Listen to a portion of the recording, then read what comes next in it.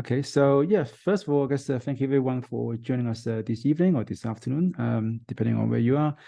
So we're gonna have a webinar around serverless databases and how it affects your serverless application, and hopefully give you some ideas on how to choose the right database for your use case. And so with that, if you have any questions, there is a Q&A widget at the bottom of your screen, so you can put your questions as we go. And towards the end of the session, we are going to pick up all of your questions and answer them as best as we can. So yeah, this webinar is about diversifying your data with serverless databases. And I want to thank Lumigo and Serverless Guru for making this webinar happen. So Serverless Guru is a world-class agency that's dedicated to helping customers succeed with serverless technologies. And Lumigo is, in my opinion, the best observability platform for serverless applications. It lets you capture and see what's going on inside your system, including when those messages go over EventBridge, SNS, SQS, but also when it goes through things that are normally quite tough to trace, services like Kinesis and DynamoDB streams. And it's also quite relevant for this particular webinar because you also can trace TCP traffic to some of your databases as well, like RDS or Postgres or Redis, which I think most of the other observability platforms struggle to deal with. They only focus on HTTP traffic. So if I was to click on my RDS icon here, I can see the SQL query that I sent to RDS, and it also just saves me from having to write a whole bunch of custom log messages, and helps me, get more done with less effort, which is always good. I can click on other icons like the Lambda icon here to see, what's going on inside those functions as well. For my invocation, I can see the invocation event and return value, so I don't need to write the console.log JSON stringify event as the first line of every single function anymore. So yeah, in my opinion, Lumigo is the best observability platform when it comes to serverless workload on AWS. But I'm obviously a little bit biased because I do work as a developer advocate for Lumigo. And yeah, hi, my name is Yan. I'm an AWS Serverless Hero, and I also work as an independent consultant to help other people go faster for less by adopting serverless. And today I'm joined by...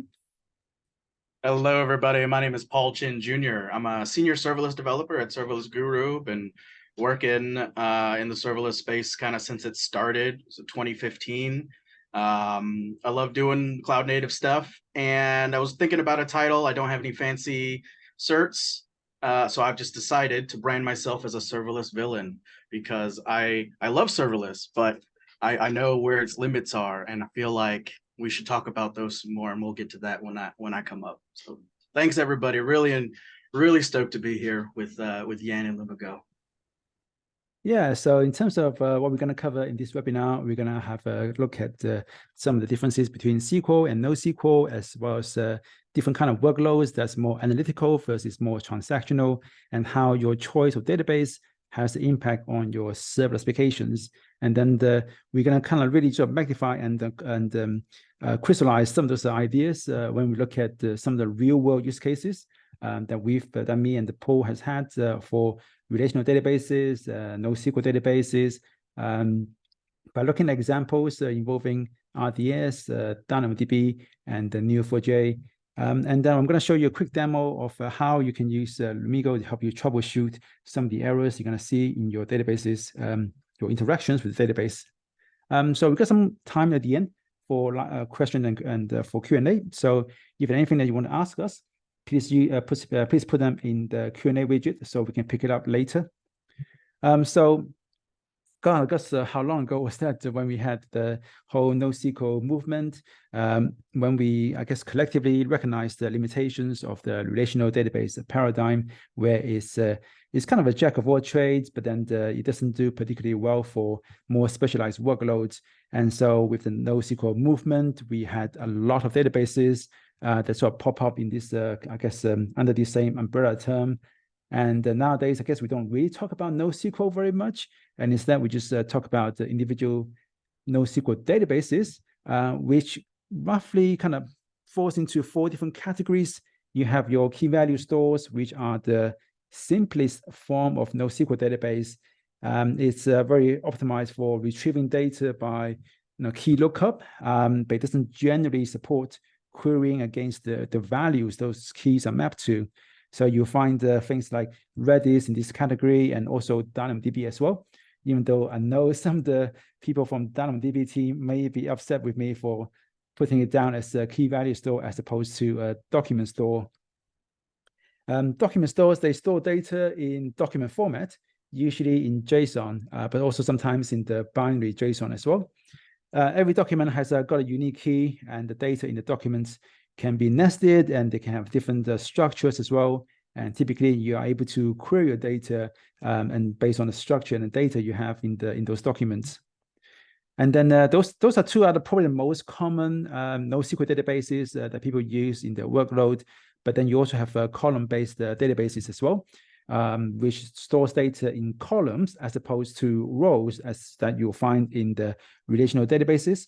So these kind of databases are really geared for ad hoc queries over large amounts of data where you need to filter on lots of different columns, which is very typical in data warehousing and business intelligence related use cases. And that's where you typically find databases like Cassandra and HBase. And lastly, you also have graph databases as well, which is probably the most underlooked and underutilized category of databases, where they capture data as a graph, where nodes represent entities and edges represent relationships between them. They are really, really useful in applications where relationships are first-class citizens, such as when you have like a social network. And I'm going to show you an example of a use case that I had a few years ago for NoSQL for a graph database. And it's a really interesting problem, not a kind of problem that you normally associate with a graph database, but I'm going to show you why graph database is so powerful in how it's able to solve that particular problem that I had in modeling the economy of a game. So the question often comes up is, okay, I've got my serverless workload. What database should I use? And I think that oftentimes the first thing you need to ask yourself is, what's my workload? Am I doing some kind of online analytical processing? So there are things like processing clickstream events and trying to find the common patterns and trends, or am I doing more of a transactional processing? So someone will be coming to our website and buying a product, for example. So where we have the OLAP, online analytical processing workloads, is typically when you have things like data warehousing. You need to generate ad hoc reports and doing some kind of a historical analysis. And in AWS, the most kind of common type of database you use is Athena for this kind of workload. Even though Athena itself is not really a database per se, but more a database engine, where you have your data in S3 as a data lake. You can use a Glue crawler to analyze the data and create those tables in the Athena, so that your Athena engine is able to query the data you have in S3 to generate those reports. And then you can also then create, I guess, the business focused KPIs and put them onto dashboards in QuickSight. And then you can use that and share that with your business product owners and so on. And on the other hand, you have your transactional workloads that are doing payment processing or order processing, where you need to have a speed. And usually you just store the current snapshot of the data as opposed to the order every single history. So it's you're updating the row as opposed to doing an append-only write. So on AWS, the most popular one database you're going to use for this kind of workload is DynamoDB. But then we also talked about the fact that you have graph databases such as Neptune. You have document databases such as MongoDB that's available through DocumentDB. But you also have a time series database in the time stream as well. And of course, you can always go back to the good old relational database with RDS, which with Aurora is, and especially with Aurora Serverless V1, is a lot easier to use from your serverless application. So you've got your OLAP, and then you also have your transactional workloads, and the database of choice is probably going to largely depend on whether or not you are doing which type of workload you have. And the whole NoSQL movement has really revolutionized how we store and query our data. But then there's also the question of how do we operate the database itself? And that's where we have the concept of a serverless application and serverless database. And where we talk about serverless, I really like the definition that the Memento team have put together with the litmus test for serverless, where something is serverless if there's nothing to manage, nothing to provision, and you get the usage-based pricing, and the fact that there's no instances that you have to deal with, there's no planned downtime with those instances, and so on. Because serverless is a lot more than just functions as service, and it's a lot more than just a Lambda functions.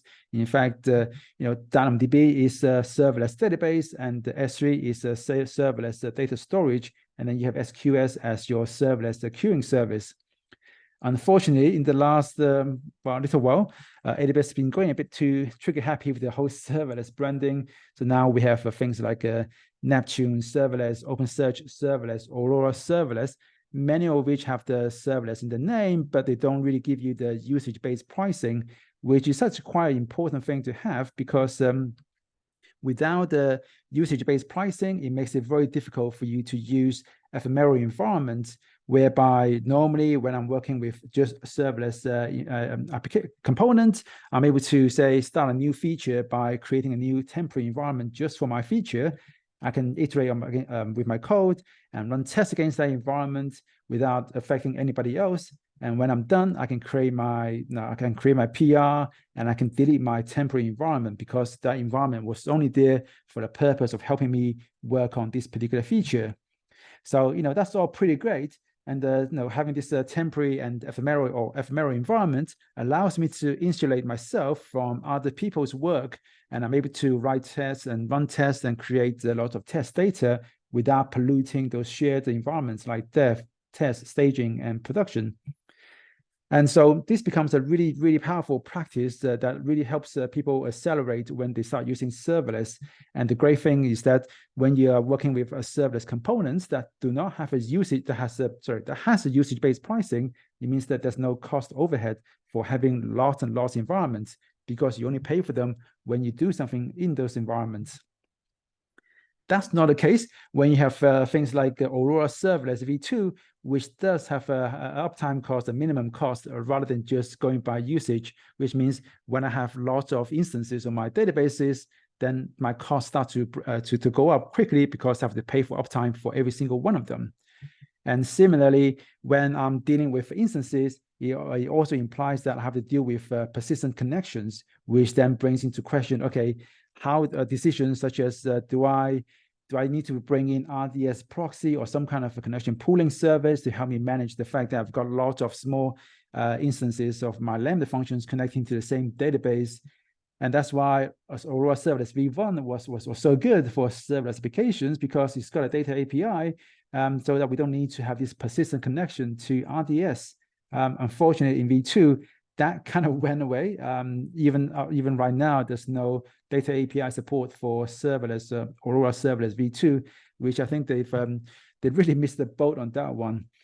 So that's a high level in terms of how your choice of database is going to affect some of the decisions you have to make within your serverless application. So to really crystallize that ideas and how that means how it affects your decision making and your architecture, I'm going to hand you over to Paul, who's going to give you some real world use cases for relational and the NoSQL databases.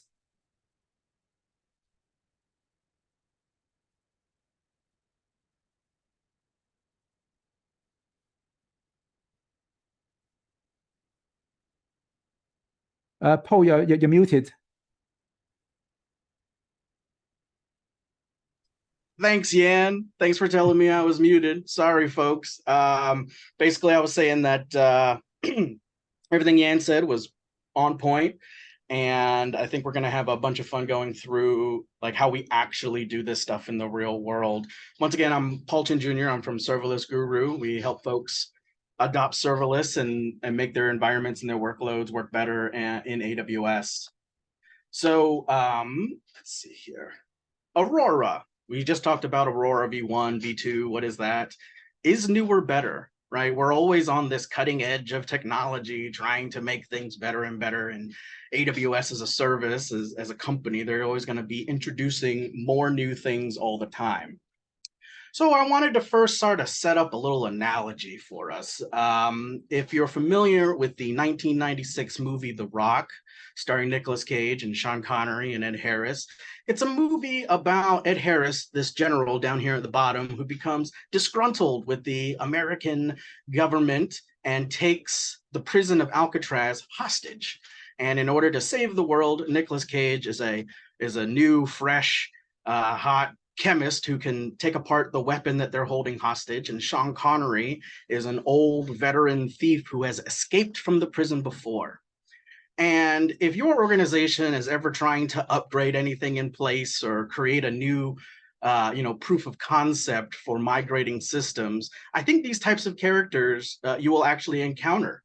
You'll have that one embedded veteran who's kind of bitter about the system and wants to just keep it as it is, but is really holding it hostage.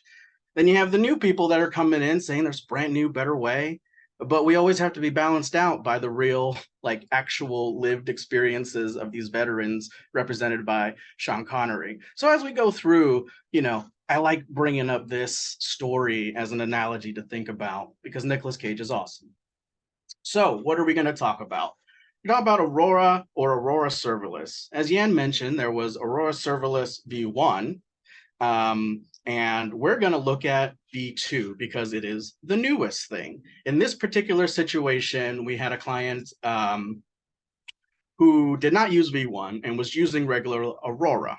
If you're not familiar, AWS has a database service called RDS. In that, you provision your instances and you install your engines just like you would in traditional VMs or whatever.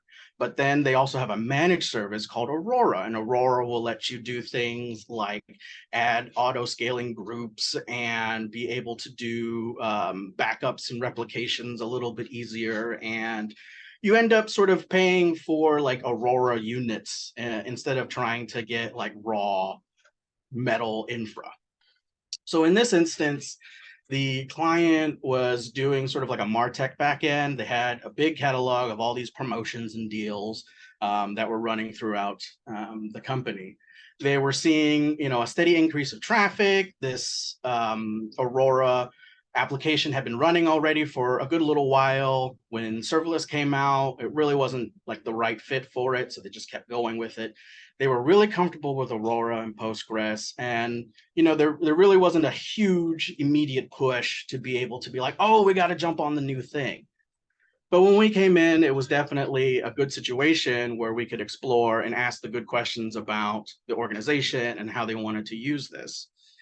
What we ended up finding out was that the business itself was trying to anticipate more frequent sort of viral hits, right? Everybody wants to be putting out this content.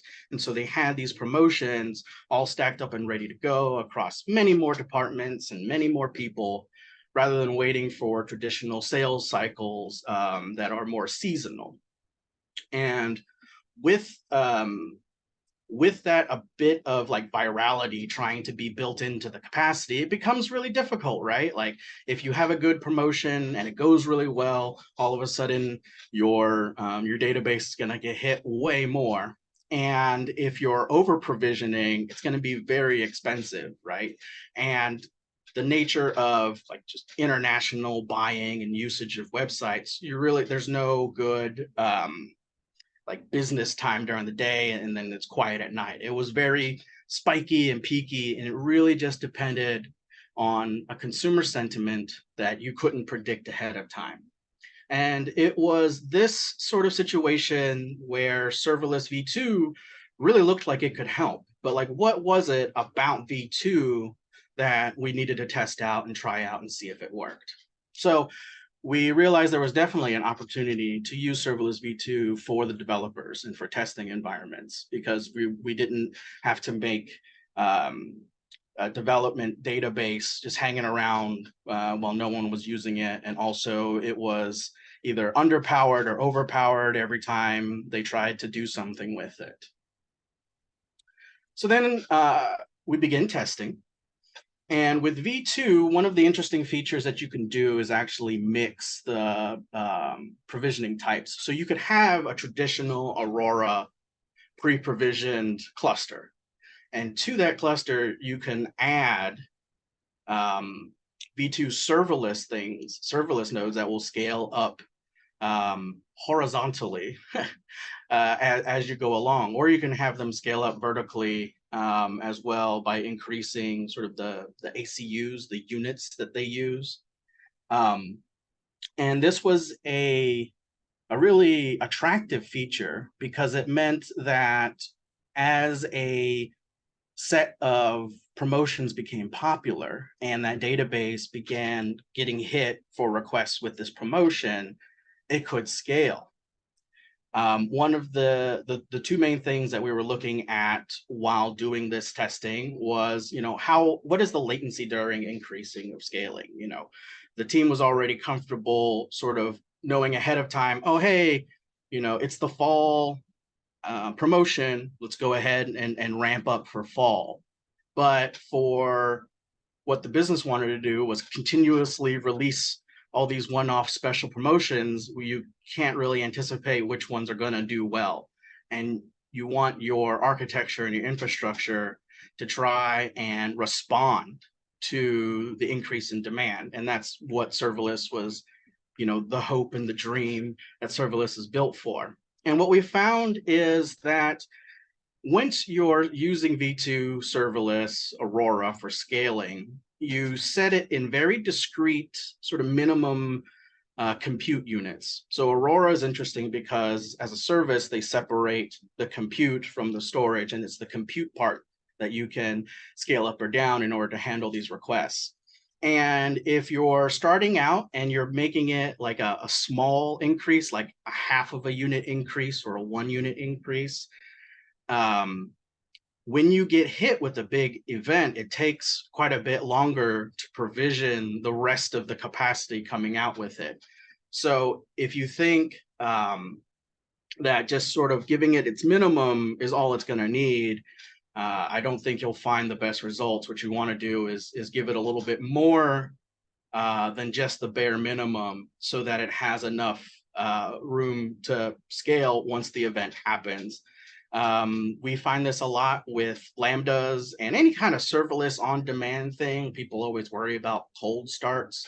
But as someone who's been building these kinds of systems for a good number of years now, I find that cold starts are indicative of not understanding the workload. So you can reduce these cold starts by knowing, I think we're going to need 4 units or 3 units rather than starting off with, the minimum is a half. Let's just go with a half. The other thing that becomes complicated when you're using Lambdas with Aurora are all of the connections, right? Lambda can scale up in its concurrency way faster than any database can handle, to be honest, like other than Dynamo, which we'll get to later. But with Aurora and these like connection pools, we use this RDS proxy mechanism. It's a service, and it will handle the connections so that they're not dropped as new capacity comes on and goes off. The interesting thing now about Lambdas is that we can actually set the max provision concurrency, right? So that you can tell your Lambda like to slow their roll a little bit so it doesn't overwhelm the databases. And we have found that is a good strategy to go forward when you're using more traditional like socket-based databases. You limit the amount of concurrency that your Lambda is going to spin up to, and you also use this RDS proxy service so that the connections of your existing clients don't all get wiped out. I think there's also another little feature in there where it'll reuse existing connections, where as it's rounding through the available connections it doesn't have to close them all and build a new one for other Lambdas to make their subsequent requests. So that worked out pretty well. And then when we finally decided to go live with it, we ended up using the V2 serverless for development and testing. And it was able to keep up with the popular spikes when it got, 15, 20% more traffic at like random times.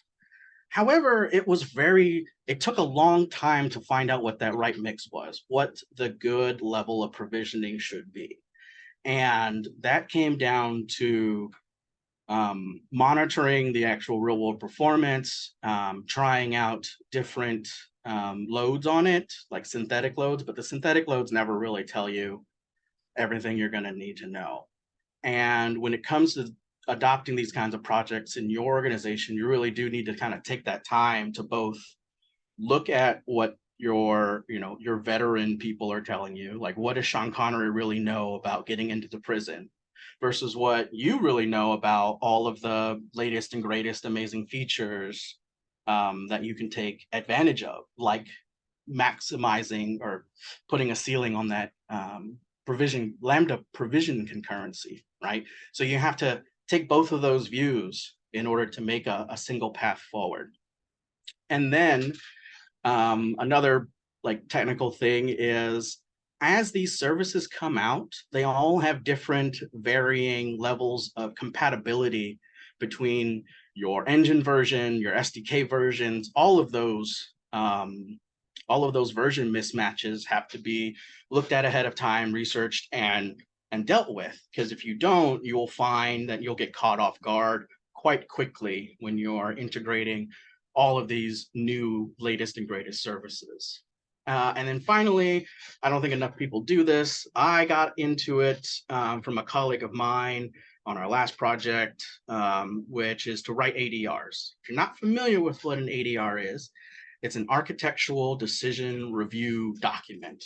It answers kind of three main things: what's changed to the architecture, why they did it, and sort of what are the pros and cons, right? And you put this into your repo, and you put these notes in with your code, and it will save everybody in the organization so much time 9 months from now, a year from now, when you can go back and look at those ADRs that are versioned. And it's not the same as documentation. It's not sort of how it works or why it works. It's the decision. It's more about capturing that organizational arcana than the stories from the veterans about why this thing happened. And if you, as an engineer and a developer, get good at doing these regularly, you'll find a ton of value in the future. All right, so we're off of some SQL. Okay, we can drop that table. Now let's look at DynamoDB. I love Dynamo. It was like Dynamo, Lambda, and S3. They're kind of like the trinity, right, of how we can build applications serverlessly.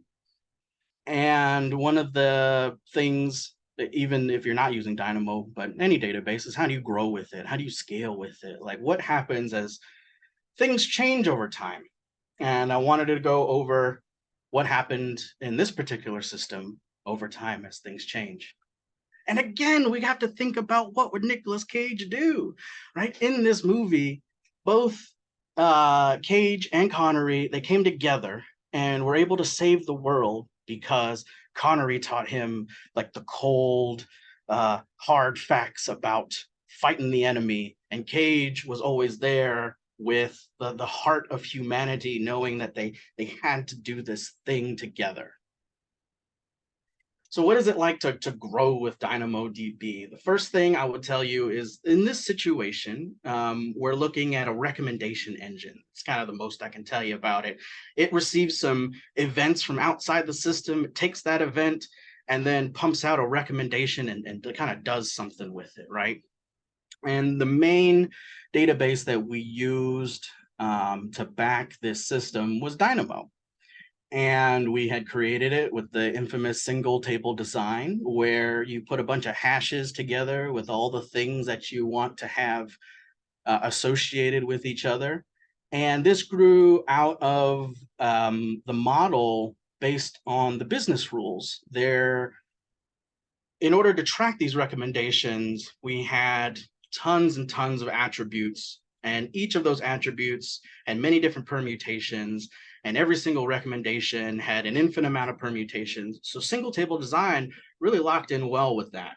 We were able to store a ton of information into a single row that was useful to the recommendation engine.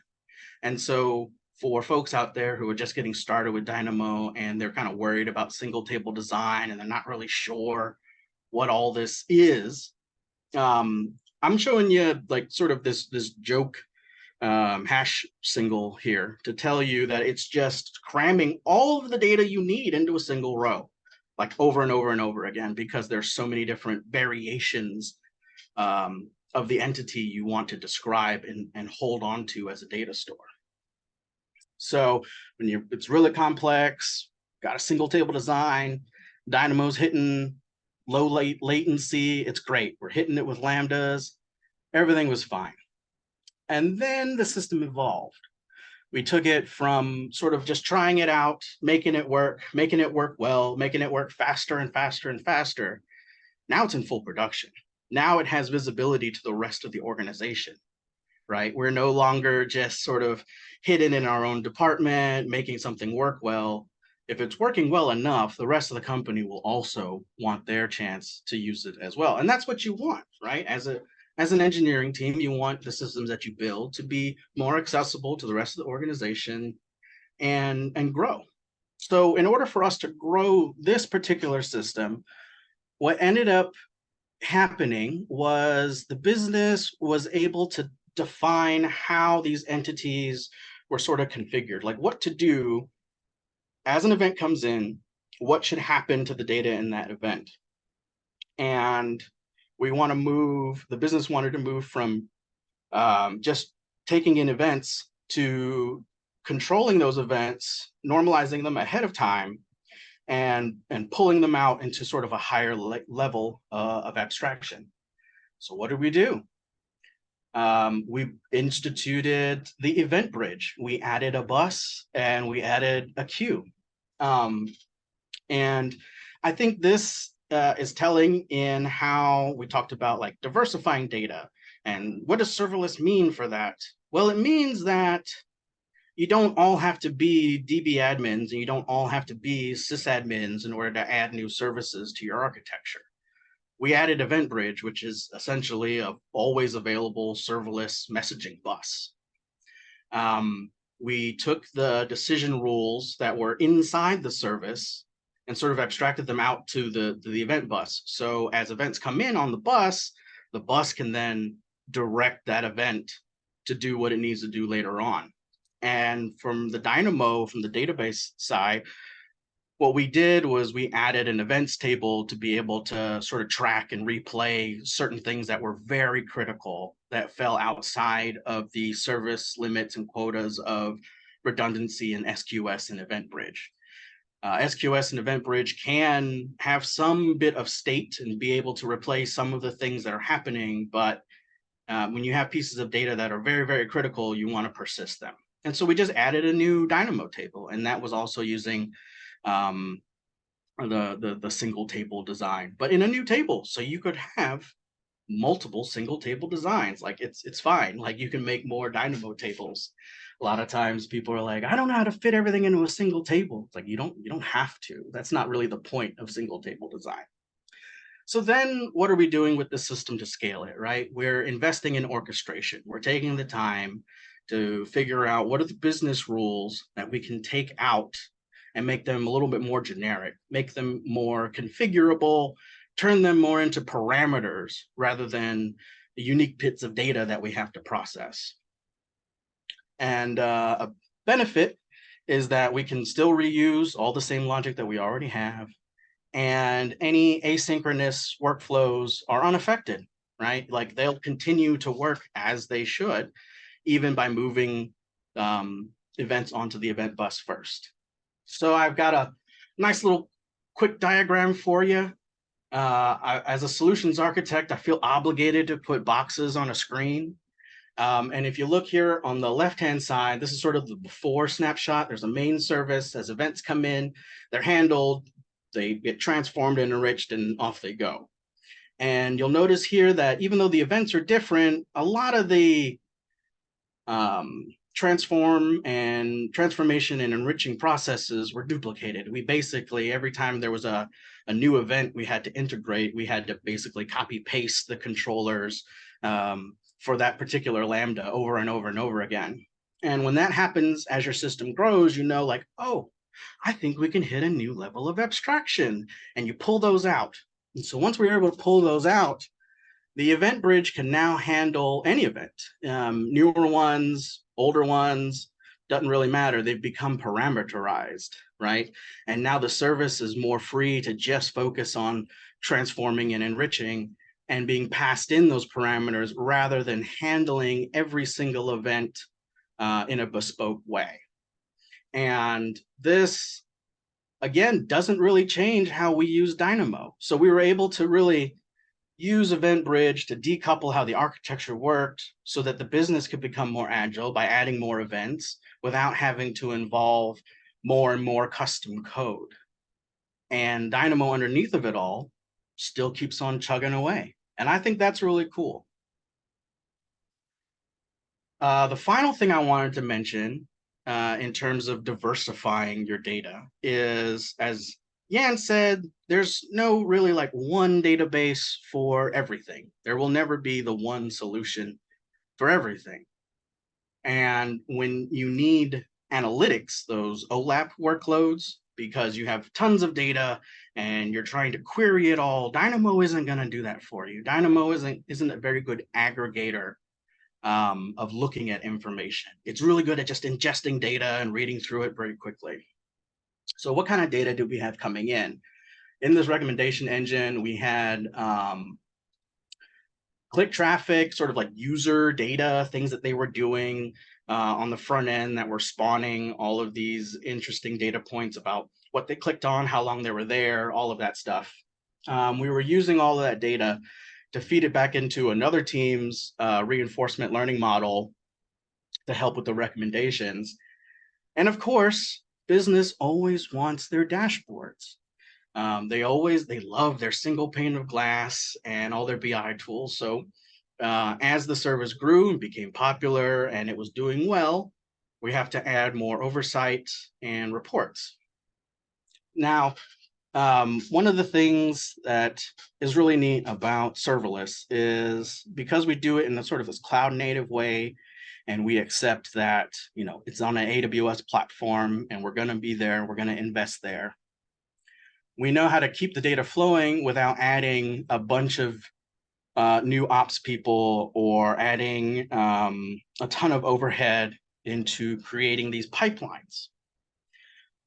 In order to have this analytical section sort of branch off from our basic processing with DynamoDB, we're able to stuff this extra data using like a Kinesis stream for the click events and just writing to JSON out of a Lambda straight into S3.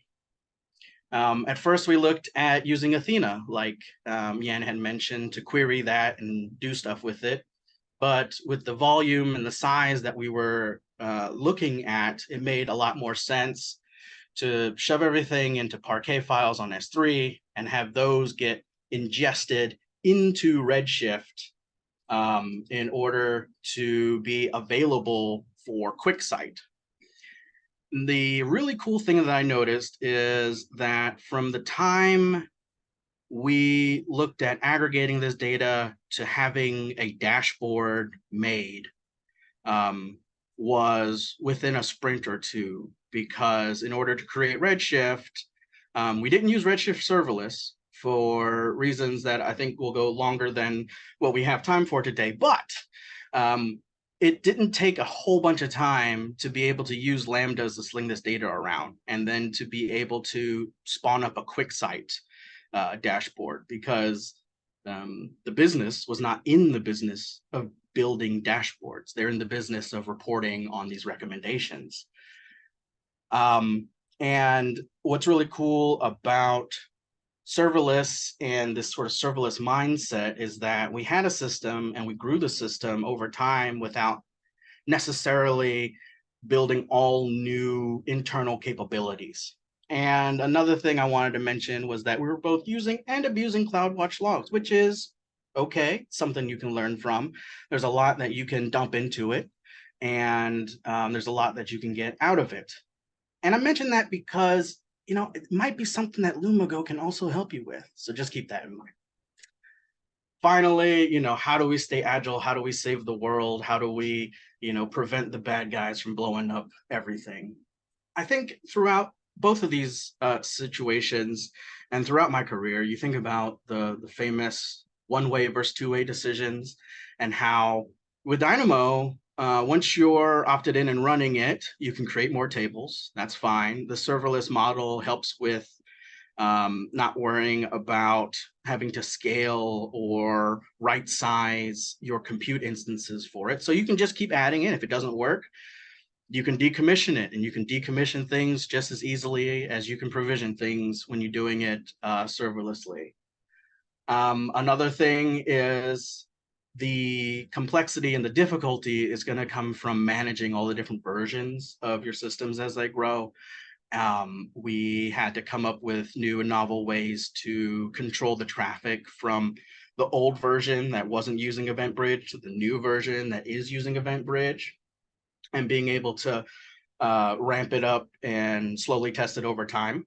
And the other thing is just increasing team skills and allowing everybody to be able to use these new tools and use these new methods in a way that's safe for everybody. And that's one of the best things I love about being at Serverless Guru. Is we come into these situations, there's lots of really great engineers, they know what they're doing, and we're just able to show them a brand new way and upskill them on doing things serverlessly when it makes sense. And now, that's it. Back to Yan.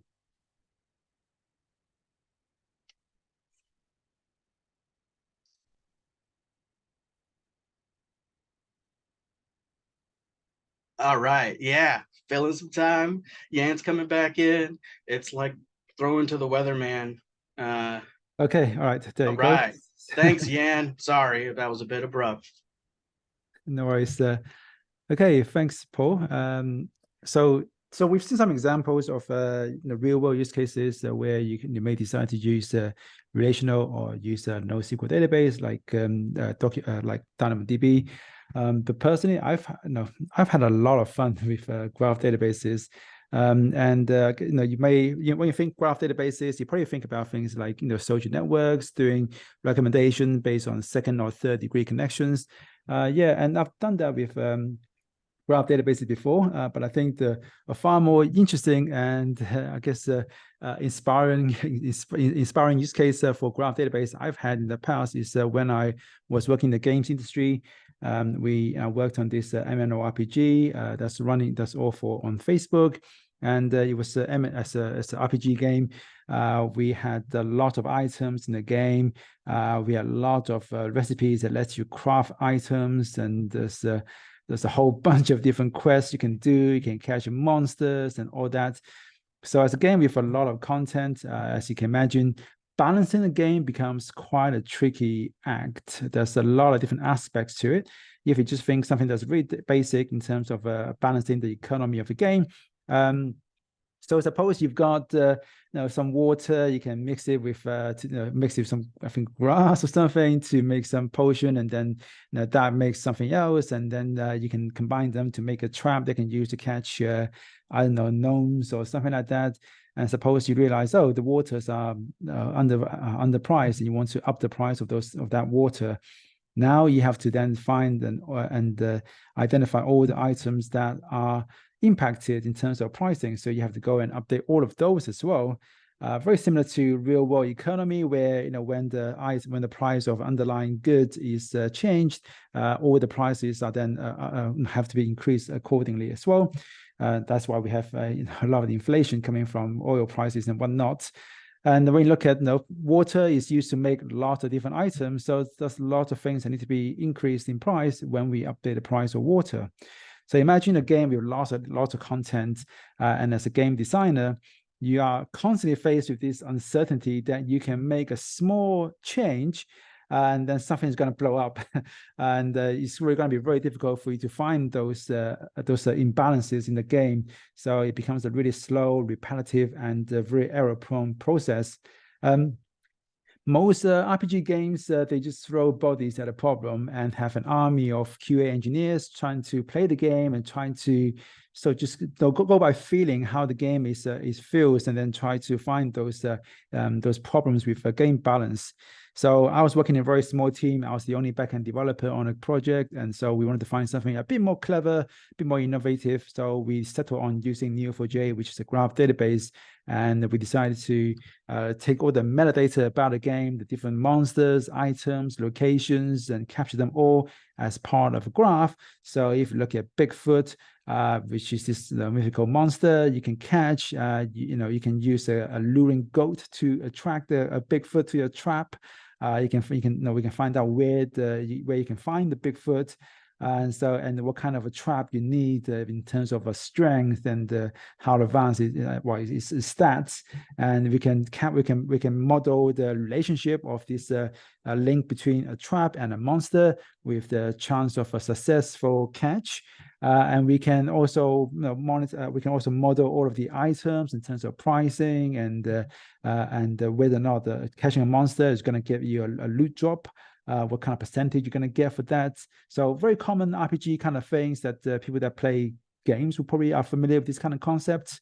And so again, all of these relationships are directed so that from the monster, we can then find a lot of other things that are related. And if we go back slightly, we can then see a slightly bigger picture where, Bigfoot is what item you need to, what bait you need to catch the Bigfoot. And the recipe you need to make that bait, and then the ingredients for that bait, and so on and so forth. And as you sort of really step back and look at the graph, this is kind of what you end up looking at. It's just one big ball of mess and craziness. And then you've got some monsters in the world that are really common, so they exist in lots of different parts, and you've got lots of items that are used in lots of different ingredients and as ingredients for lots of recipes. So now that we're able to capture the entire sort of game economy as a graph, we're then able to then revisit how we go about balancing that game.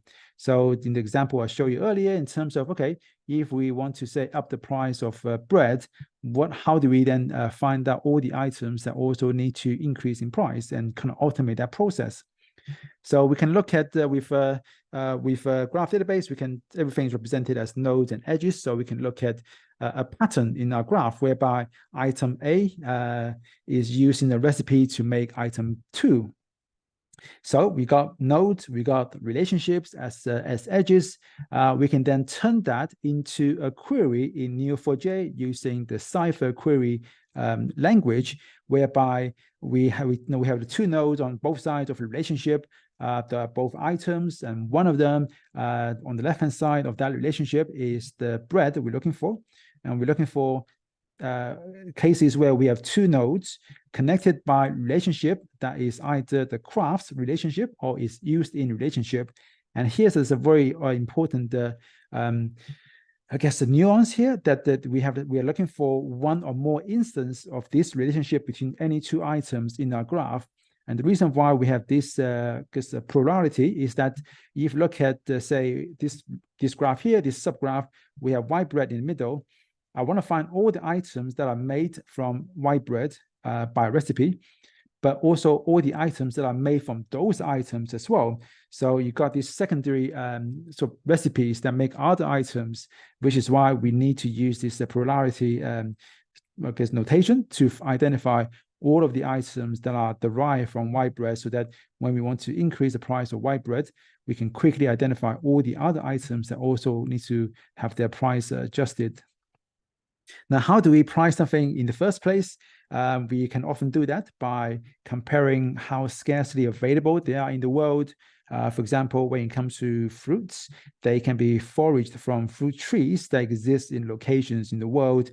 So again, if we say, okay, we want to introduce a new fruit into the world, how do we price that? We can look at that by comparing against some existing some other fruits. So here we can see that, dragon fruits are a lot more plentiful in the world compared to durian. And so when we add durian to the game, it's going to be priced a lot higher compared to dragon fruit. Another use case we have for this to automate a lot of the balancing we have and to catch the problems is in how we sort of model our quests, where to complete the quest, you need to obtain some item, and finishing the quest would reward you some other item, and you can also unlock some other quest. And oftentimes, finishing one quest will unlock several other follow-up quests as well. So again, when we look at the quest as a graph, there's just a lot of things there, and it gets really complicated, and it's really easy to make mistakes, such that when one quest unlocks another quest, and you say quest 1 in this case requires item 1 to complete, but then the follow-up quest requires another item 2 to complete.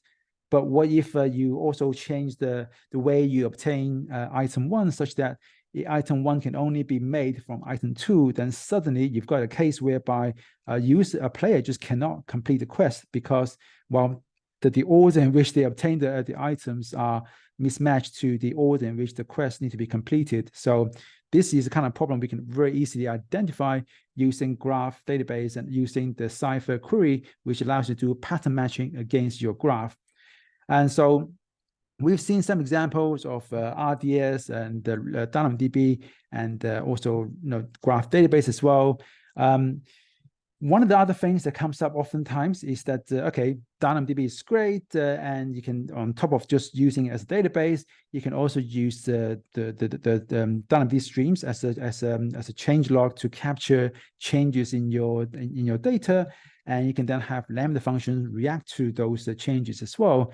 And this sometimes can also introduce other challenges around the debugging and troubleshooting, and not to mention that when you have, say, using RDS, how do you make sure that when there's a bug, how can I quickly identify problems and figure out, okay, is it the query that I'm making? Is it the response from the database? Just what is going wrong? Why is my function blowing up? So I show you some screenshots earlier of Lumigo. So I want to show you actual working example of a code base where here I've got a place order function that's behind API gateway. You can see this. Am I okay? Yep, looking good. Oh, was I showing the right screen? No, sorry. Yeah, you were. Sorry, I thought for some reason the stop share button is on my other screen. And yeah, so I've got this function here that's behind API endpoint, and what it's doing is it's initializing a connection to RDS, and so it's taking a payload, it's writing it to the database to save the order, and then it's going to save something into the audit table in RDS. So if I was to say show you what it looks like in my well, I guess maybe I don't do that. But what I can do is I can run a test. So I've written a short end-to-end test that is going to, let me just go down here. That is going to create a user incognito, because the HP endpoint is protected by cognito authorizer. So this is going to make a request to that place order endpoint as user, and then I'm going to expect the HTTP 200 response. And so this test is going to run, and what I can do is then I can go to Lumigo, and I should be able to see these requests that comes through in my tracer, so that I can then actually stop. Okay, missed it. But I can see the place order function that I just ran. It was a cold start, and the fact that you identified two functions is because after the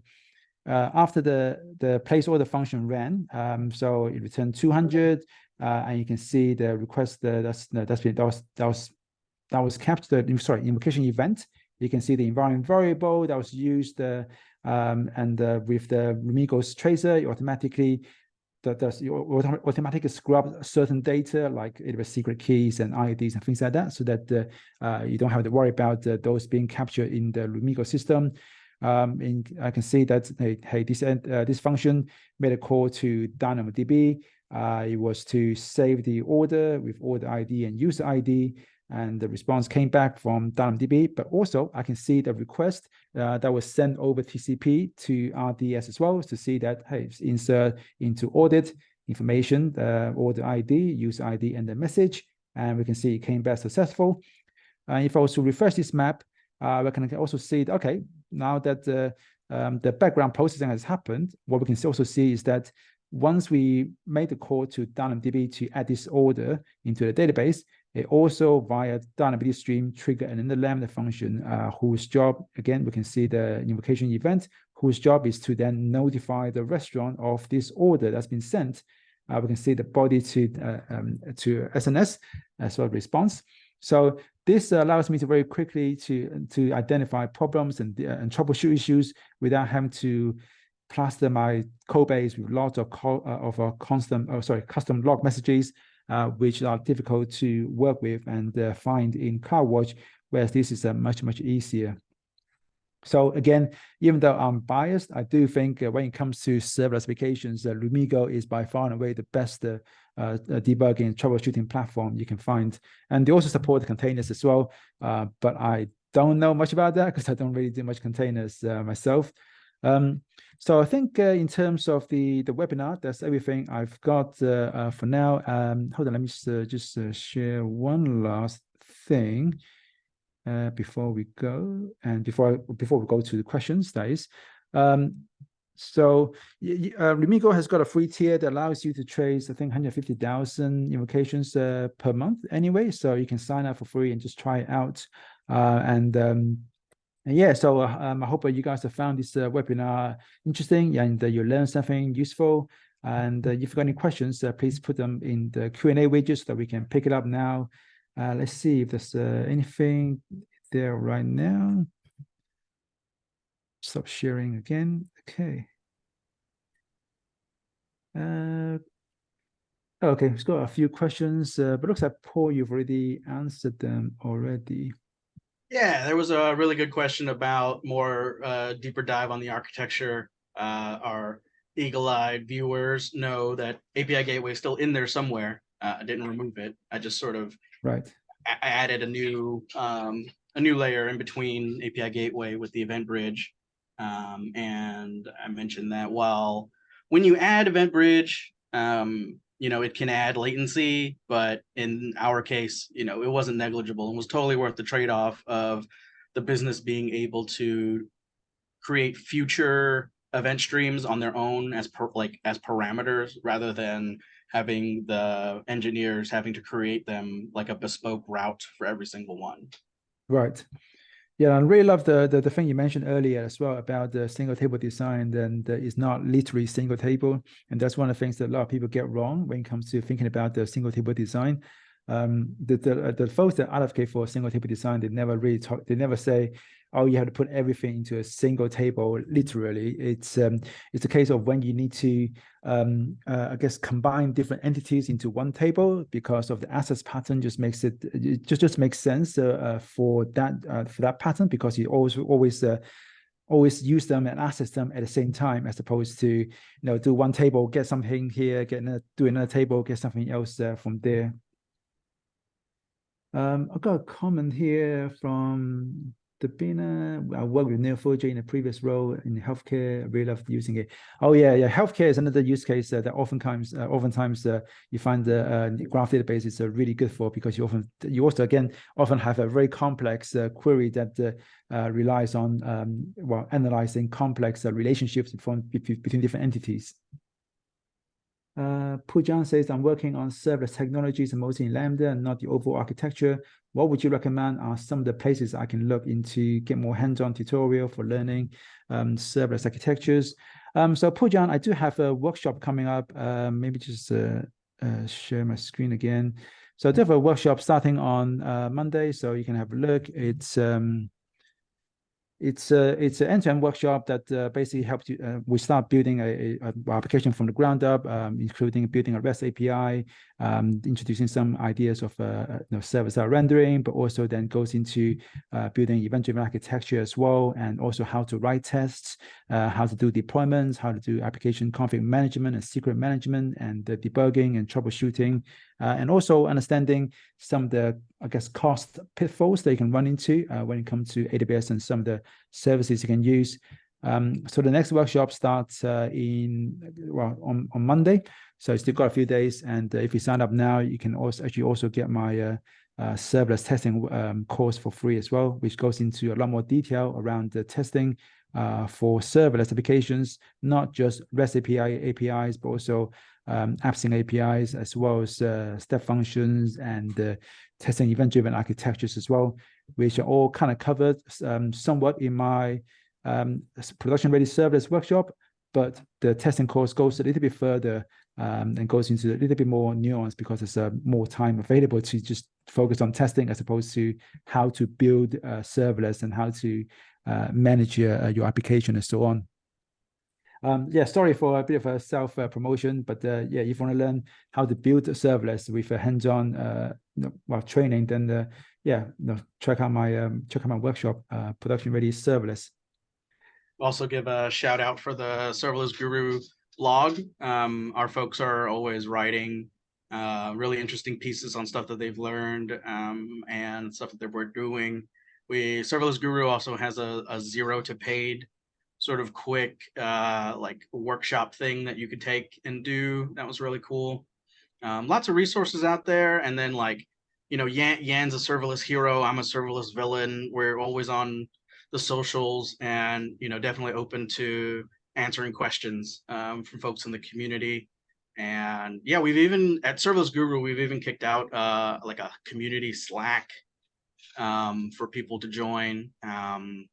And that'll be linked on the site as well. So yeah. So Paul, I think there's a question in the Q&A widget for you. What metrics did you inspect when tuning the perfect amount of ACU so you don't over provision, but can handle the event spikes? Yeah, so the things that we primarily watched were just like the time traffic usage. Just in CloudWatch, you can see the invocations of the Lambdas. We sort of watched it from like the Lambda perspective, because that's where like the big bottleneck is on your on your concurrency. So if you get the Lambdas tuned correctly, then making the database calls is more straightforward. I think, Christian, one thing to keep in mind is that you're probably always going to end up having some over provision. It's just a question of how much do you over provision. When you're using RDS and using things like that, to be fair, so like even a small ACU, you can have some buffer, but usually when you have a spike, those are gonna just blow away your buffer pretty quickly, depending on the size of the spike. So I guess my personal recommendation would be to just learn from your traffic from previous. When you launch a new app, go over provision. It's okay to spend a bit more just so that you've got this chance to learn about the traffic patterns, your user behavior patterns. And once you learn about that, it becomes a lot easier for you to then just be tighter in terms of your provisioning schedule. Maybe you've got a really nice bell curve, so you know exactly when to and how much to increase and decrease your ACUs by. But when you're just launching a new app, it's better to be on to lean on the side of caution. I've had cases where I've been a bit too conservative in terms of how much money I spend, and then suddenly you get a big spike, and suddenly you get all this throttling and errors. It's just not worthwhile in terms of the reputation damage. With V2, you can be way more precise, because you can do it in like 0.1. Smaller increments. Yeah, rather than V1 was doubling. It would literally go from like 2 to 4 to 8 to 16. Yeah. And you didn't have any say in it. Another question from Aka: what are the suggestions or tools to easily convert SQL to NoSQL? Your brain. Yeah. Like every time this comes up, it's like, is there a universal translator for anything? I honestly, I don't think that there are any great tools to do it automatically. Every single time I try one, it never really works for your use case. Like, it'll work for the tutorial, but it just doesn't. You just have to write your own sort of migration tool at that time, I think. one thing to keep in mind is that when it comes to NoSQL, there's no like one consistent sort of thing that underpins all of the different NoSQL databases. Where SQL, at least you have the standard of the query language, the sort of the storage model. But when it comes to NoSQL, as I mentioned earlier, there's so many different categories of databases just on a high level category. But then within each category, you have different databases that has got completely different trade-offs. So that's and the models for how you structure, how you store data, how you query data, they're all so different. So it's going to be there's just no one tool that you can use to convert from SQL to any arbitrary NoSQL database. Learning how to build and write software systems really changed my view on science fiction movies when like the hacker just like goes into the alien system and just like, I'm uploading a virus. I'm like, there's no way you could even do type inference on an alien system to begin with. It's like it's that kind of like wild space Independence fantasy. Day. Yeah, the wild space fantasy. Blow it up. Yep. I don't know. Another question from Aka, with GraphQL in the middle, does the database choice really matter?